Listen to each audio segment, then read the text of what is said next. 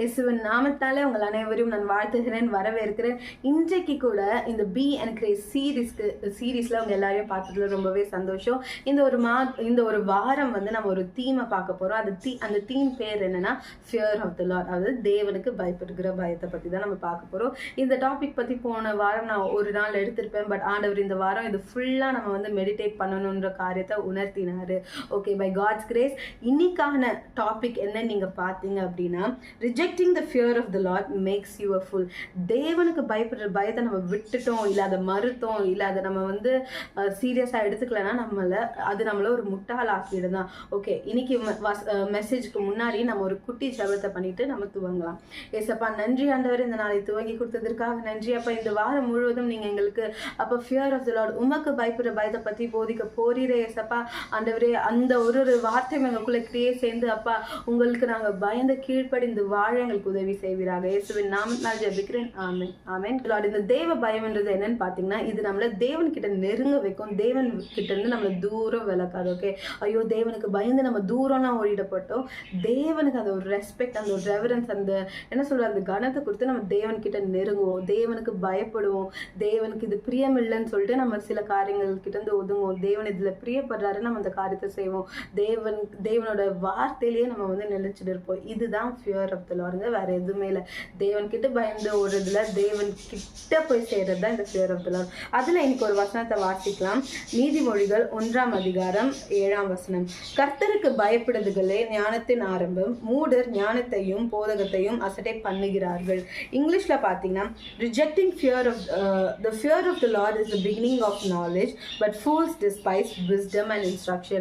Okay, by starters, அதாவது நம்ம as humans நம்ம எல்லாருக்குமே ஒரு பேசிக் நாலேஜ் இருக்கு. இது பண்ணக்கூடாதுன்ற ஒரு பேசிக் நாலேஜ் இருக்கு.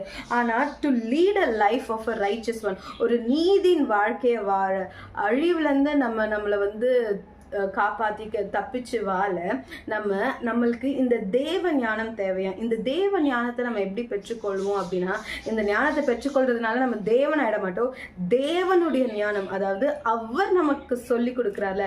ஸோ இந்த ஞானத்தை நம்ம எப்போ பெற்றுக்கொள்வோம் நீங்கள் பார்த்தீங்கன்னா, நம்ம அவரோட பாதப்படியில் வந்து நம்மளை ஒப்பு கொடுத்து இரவும் பகலும் அவரோட வேதத்தை தியானித்து அவர் சொல்கிற காரியங்களை கேட்டு கீழ்ப்படிஞ்சு வாழ்ந்தோம் அப்படின்னா, அதாவது அந்த தேவ பக்தியோட அந்த தேவ பயத்தோட வாழ்ந்தோம் அப்படின்னா, தேவன் நம்மளுக்கு அவரோட ஞானத்தினால நிரப்ப வராங்க.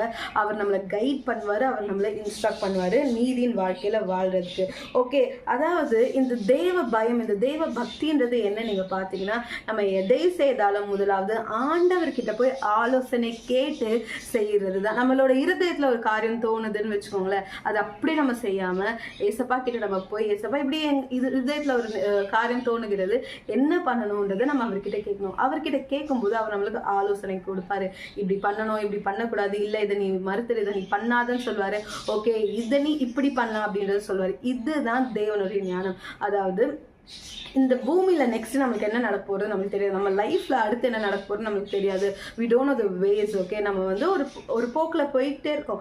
தேவன் ஆனா அனைத்தையும் அறிந்தவர். ஸோ அவர்கிட்ட நம்ம வந்து ஜெபிக்கும் போது, அவரோட வார்த்தை கேட்டு கீழ்ப்படிந்து வாழும்போது, நம்மளுக்கு அடுத்து ஒரு இடரல் வரப்போகுது, இல்லை அடுத்து நம்மளுக்கு ஒரு ஸ்பீட் பிரேக்கர் வரப்போகுதுன்னா, நம்ம முதலே ஒரு பிரேக் அடிச்சு வண்டியை கொஞ்சம் ஸ்லோ டவுன் பண்ணி அந்த ஸ்பீட் பிரேக்கர்ல ஸ்மூத்தா போவோம். ஒருவேளை அடுத்து நம்மளுக்கு இது வரப்போறதுன்னு தெரியாம தேவன் கிட்ட கேட்காம நம்ம பாரு ஸ்பீடாக நம்ம லைஃப் ஓட்டிகிட்டே போயிட்டோம்னா, அங்கே ஸ்பீட் பிரேக்கர் இருக்கிறதும் நம்மளுக்கு தெரியாது, அவ்வளோ ஸ்பீடாக அது மேலே ஏற்றி நம்ம ஆக்சிடென்ட்க்கும் நம்மளுக்கு வந்து சான்சஸ் இருக்குது. அந்த accident can also lead to death. So அந்த லைஃப் டெத்தில் இருந்து இந்த ஸ்மூத்தாக போக வேண்டிய வாழ்க்கையில் இந்த மாதிரி சில ஆக்சிடென்ட்ஸ், இந்த மாதிரி சில கயாட்டிக் சிச்சுவேஷன்ஸ், கமோஷன்ஸை அவாய்ட் பண்ணுறதுக்கு we need the fear of the Lord. இந்த ஃபியர் ஆஃப் த லார்ட் இருக்கும்போது தேவன் கிட்ட இருந்து நம்ம ஆலோசனை பெற்றுக்கொள்வோங்க.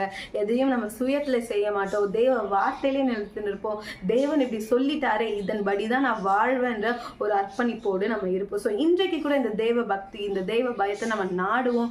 ஏன்னா அது எண்ட் ஆஃப் த டே தேவ பயம் நமக்குள்ள இல்லை அப்படின்னா நம்ம அழிவுக்கு நேராக தான் போயிட்டு இருக்கோம். இதே நமக்கு தேவ பக்தி, தேவ பயம் இருந்துதான் நம்மளோட நாட்கள் நீடித்திருக்கும். நம்மளை சுற்றி எந்த ஒரு தீங்கும் அணுகாதபடிக்கு தேவன் நம்மளை காத்துக்கொள்வார். வாங்க இப்பொழுது ஜெபிக்கலாம்.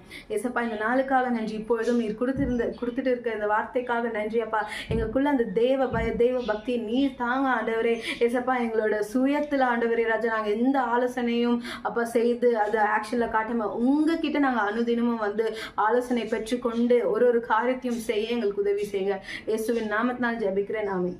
ஆமென். God bless you. Have a great day.